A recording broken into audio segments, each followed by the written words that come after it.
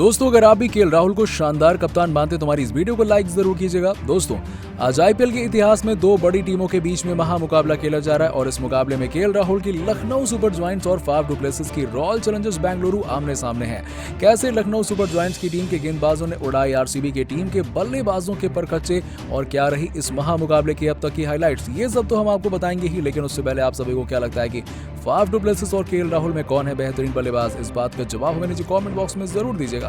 दोस्तों इस मुकाबले में लखनऊ सुपर जायंट्स की टीम के कप्तान केएल राहुल ने टॉस जीता और टॉस जीतने के बाद गेंदबाजी करने का निर्णय लिया। शुरुआत में तो ये निर्णय काफी सफल होता हुआ नजर आया क्योंकि इनकी टीम ने पहले ही ओवर में 2 बड़े विकेट निकाल लिए थे।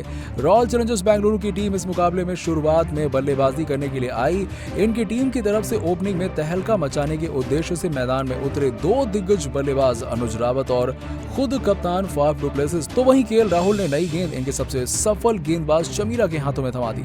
जैसे ही इन्होंने अपने ओवर की पहली गेंद डाली तो उस पर बल्लेबाज अनुज रावत अपना बचाव करते हुए नजर आए और ये गेंद डॉट हो गई। इसके बाद चमीरा ने जैसे ही अपने ओवर की दूसरी गेंद डाली तो वो गेंद पर अनुज रावत ने लेग बाई के जरिए 2 रन ले लिए और इस प्रकार से अब आरसीबी की टीम का खाता खुल चुका था। इसके बाद चमीरा ने दबाव में आकर एक वाइड गेंद डाल दी और इस गेंद के साथ ही आरसीबी की टीम को एक अतिरिक्त रन मिल गया और इसके बाद जैसे ही इन्होंने अपने ओवर की तीसरी गेंद डाली तो उस पर अनुज रावत कुछ भी नहीं कर पाए और ये गेंद डॉट हो गई। लेकिन इसके बाद अनुज रावत को गुस्सा आ गया और जैसे ही गेंदबाज चमीरा ने इनको अपने ओवर की चौथी गेंद डाली तो उस पर अनुज रावत ने शानदार चौका जड़कर अपने इरादे स्पष्ट कर दिए और अब अनुज रावत का आत्मविश्वास बढ़ चुका था। लेकिन इसके बाद जैसे ही चमीरा ने इनके अपने ओवर की 5वीं गेंद डाली तो उस पर अनुज रावत एक बड़ा शॉट खेलने के चक्कर में कप्तान केएल राहुल के हाथों कैच आउट हो गए और इस प्रकार से आरसीबी की टीम को पहला झटका लग चुका था। इसके बाद मैदान में बल्लेबाजी करने और फाफ डु प्लेसिस का साथ देने के लिए आए आरसीबी की टीम के सबसे भरोसेमंद बल्लेबाज विराट कोहली।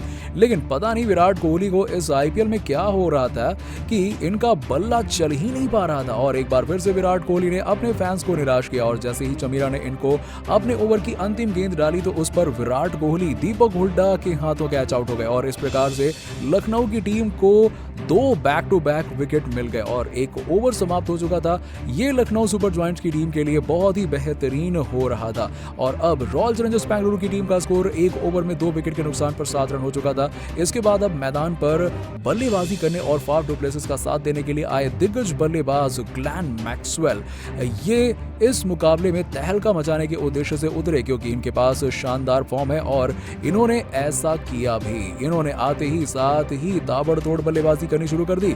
लखनऊ सुपर जायंट्स की टीम की तरफ से दूसरा ओवर लेकर आए आवेश खान तो वहीं स्ट्राइकर एंड पर प्रहार करने के लिए मौजूद थे फाफ डु प्लेसिस और इस मुकाबले में इन पर काफी दबाव था क्योंकि अभी 2 विकेट गिर चुके थे और इसके बाद आवेश खान की लगातार 3 गेंद को डॉट खेल गए और लेकिन इसके बाद जैसे ही आवेश खान ने अपने ओवर की चौथी गेंद डाली तो उस पर इन्होंने सिंगल ले लिया और इस सिंगल के साथ इन्होंने अपना खाता खोल लिया था और आप स्ट्राइक पर आ चुके थे विस्फोटक बल्लेबाज ग्लेन मैक्सवेल। जैसे ही आवेश खान ने इनको अपने ओवर की 5वीं गेंद डाली तो उस पर इन्होंने शानदार 2 रन ले लिए और अपना खाता खोल लिया। इसके बाद उन्होंने आवेश खान की एक गेंद डॉट खेली और इसके बाद ग्लेन मैक्सवेल ने अपना विस्फोटक अंदाज दिखाना शुरू कर दिया और इन्होंने चमीरा के एक ओवर में 3 चौके और एक छक्के की सहायता से 19 रन ठोक डाले और इसके बाद 5वां ओवर डालने के लिए आए कुणाल पांड्या ने इनको अपने ओवर की अंतिम गेंद पर जेसन होल्डर के हाथों आउट करके पवेलियन का रास्ता दिखा दिया और इस मुकाबले में ग्लेन मैक्सवेल ने 11 गेंदों का सामना करते हुए 23 रनों की विस्फोटक पारी खेली और इन्होंने अपनी इस पारी में 3 शानदार चौके और एक गगनचुंबी छक्का भी लगाया। इसके बाद अब मैदान पर सूर्याश प्रभु देसाई और फाफ डु प्लेसिस बल्लेबाजी करने के लिए आ गए और अभी आरसीबी की टीम का स्कोर 6 ओवर में 3 विकेट के नुकसान पर 47 रन हो चुका था।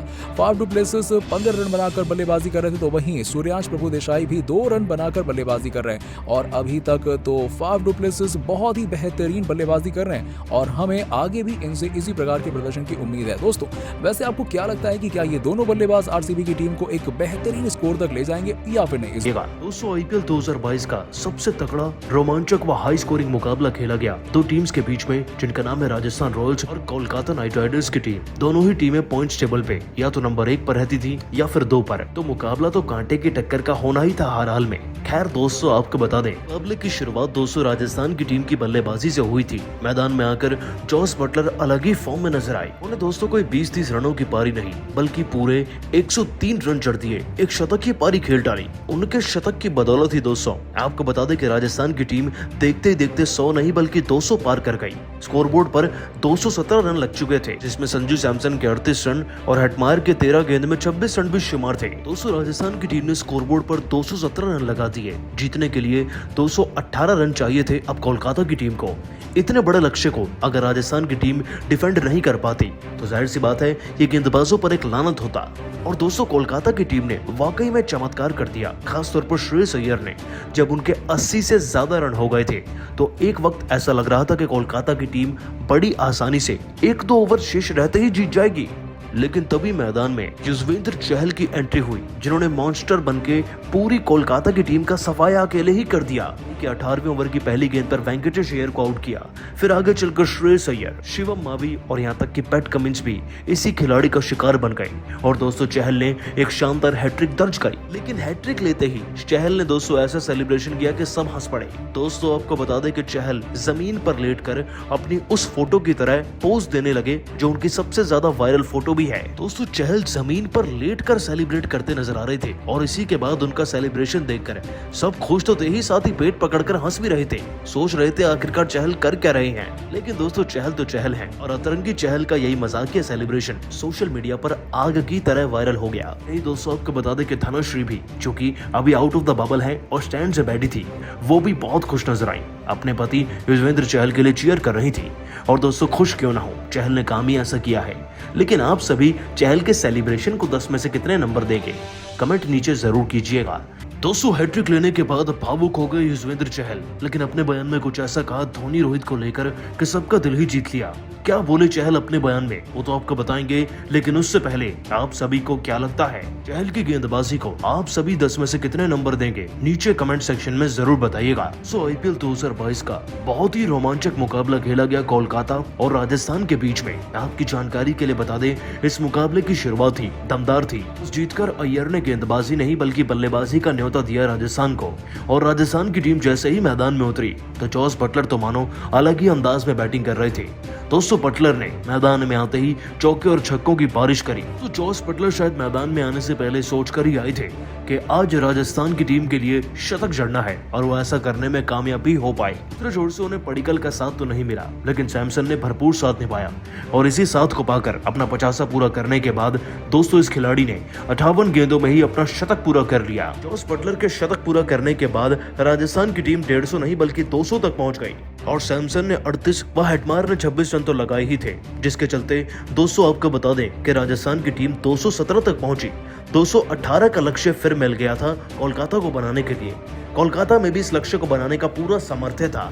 मैदान में आकर फिंच ने 58 रन जरूर लगाए, लेकिन नारायण फ्लॉप हो गए। परंतु फिर कप्तान श्रेयस अय्यर ने बागडोर को संभाला और मात्र 51 गेंदों में ही 85 रन जड़ दिए थे। दोस्तों इन्हीं 85 रनों के बल पर मुकाबला अपने अंतिम ओवर्स में पहुंच ही गया था, लेकिन और कोई खिलाड़ी न चलने की वजह से कोलकाता की टीम पिछड़ गई। रसल 0 पर आउट हुए, नीतीश राणा 18 रन पर और वेंकटेश अय्यर भी 6 ही रन बना पाए। यहाँ तक कि पैट कमिंस भी 0 पर आउट हुए।